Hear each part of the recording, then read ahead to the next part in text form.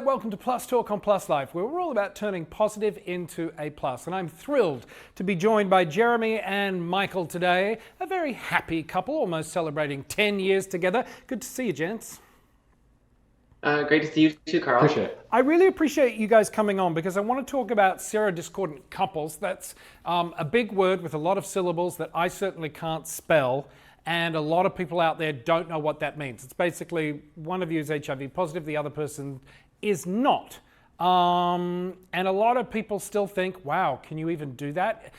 He's risking his life. What do you want to say to the people out there who think that's a bad idea?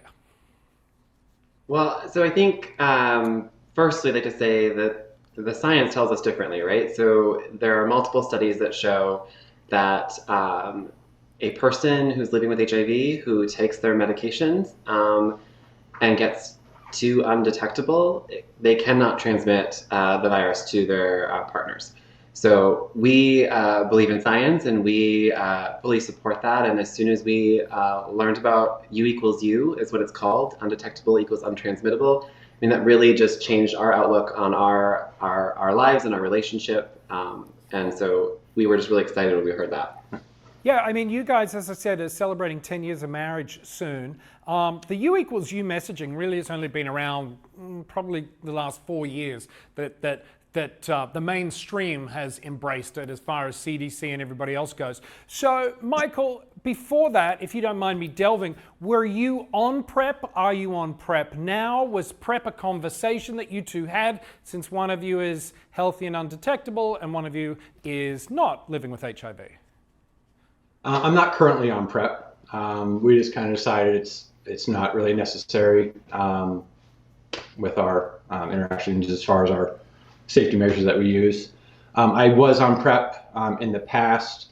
A previous partner that I had, before I was with Jeremy, was also HIV positive, and his numbers were not good. So a doctor actually, before PrEP was even PrEP, put me on HIV meds preventatively because of his numbers being so high where they were with the viral load. So, you know, Jeremy, you've said that you had some fear when you started dating again, even though you knew the statistics about HIV and U equals U and all of that. Tell me a bit more about that.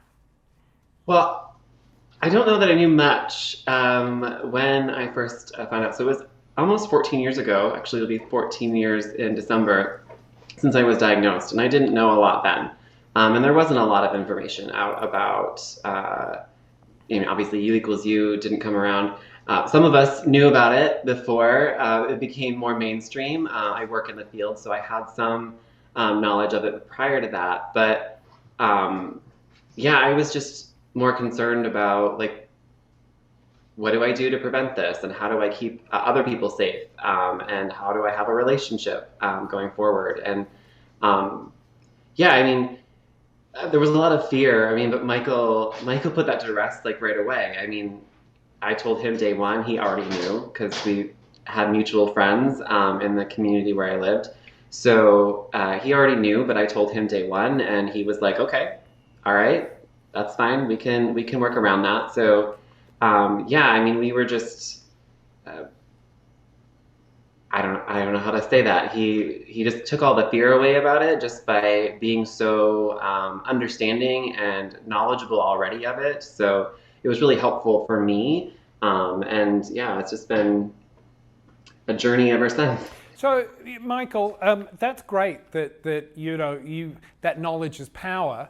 For you, what do you say to people out there who still kind of balk at the science and say, well, yeah, but don't you want it to be just in case? Why wouldn't you get on PrEP and do that just in case? Well, everybody needs to see with their own scenario what's best for them. We've had our discussions, and it just doesn't, I guess, it's not necessary for me to be on the medication at this point. We use safer sex practices and to kind of prevent any transfer. But again, Jeremy being with his numbers being what they are as far as non-transferable, it kind of doesn't. I guess we just don't really feel that it's necessary. Yeah. At this point, as far as where we're at. Now, I know that you guys are parents to a beautiful young lady in your lives. Tell me about the conversation you've had with her about HIV and all of that, because I understand she's pretty clued up in the world of U equals U, and she's a budding little activist in a way in herself. Yeah, so Jenna is, I mean, she's 8.5 now.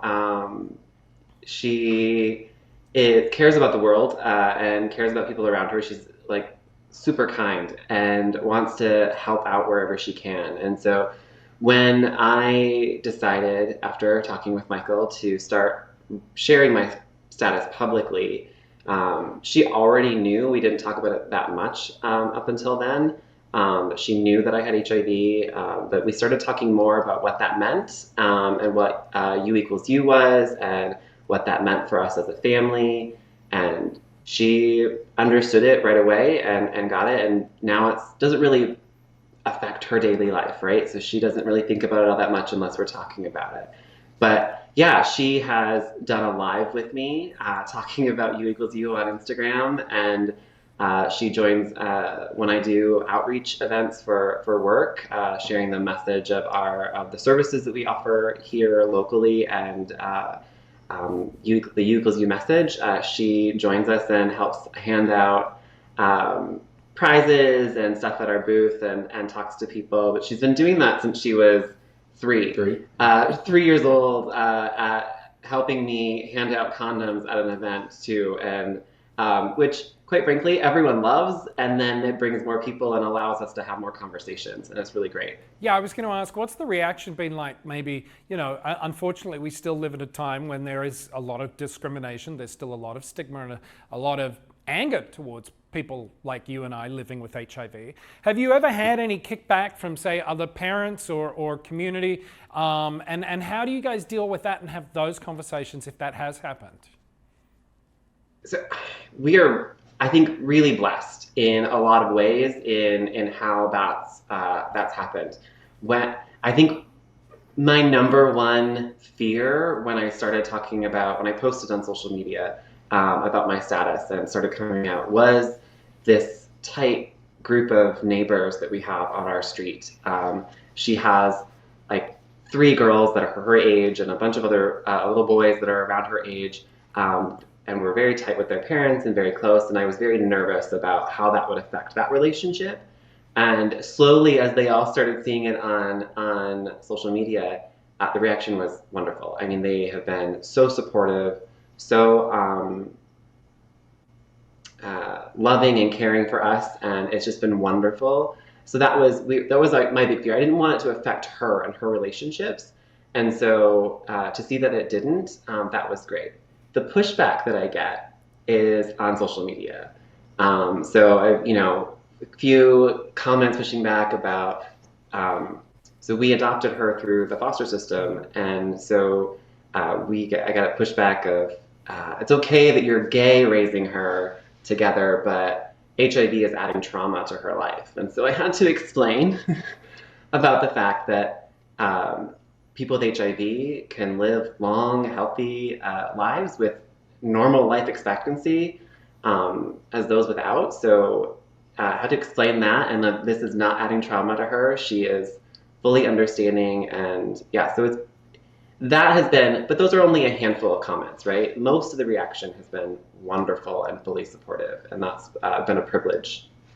Well, I love that, and it's been a privilege and a pleasure chatting to the both of you. I wish we had more time. It goes by so quickly, gents. Jeremy and Michael, thank you so much for the time and the great work that you do in the HIV space, and well done to Jenna as well for promoting U equals U. I love it. Thanks, guys. Thank you. Thank you so much, Carl. Absolutely. That's going to do it for this episode of Plus Talk. If you want more information about this episode or others, check out the website, pluslifemedia.com. And remember, you can always follow us across social media platforms. We are at Plus Life Media. Until next time, smile at one another. See ya.